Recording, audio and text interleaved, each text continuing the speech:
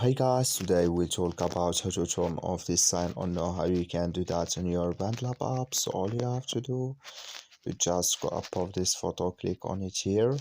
So then it's going to take you to this list on your profile. Then you just go up of this sign settings, click on it here. So then it's going to take you to this list here. Then all you have to do, you just click here on notifications here.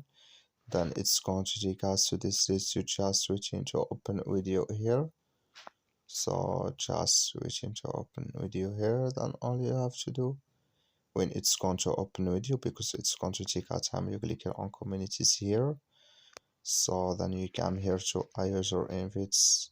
You click here on people you follow here, and you come here to iuser start a live show. You click in this sun or this color, like you see color, it's on that's me turn off now. That's can you turn off it for email too. That's all. Thank you for watching. Don't forget to support us by liking.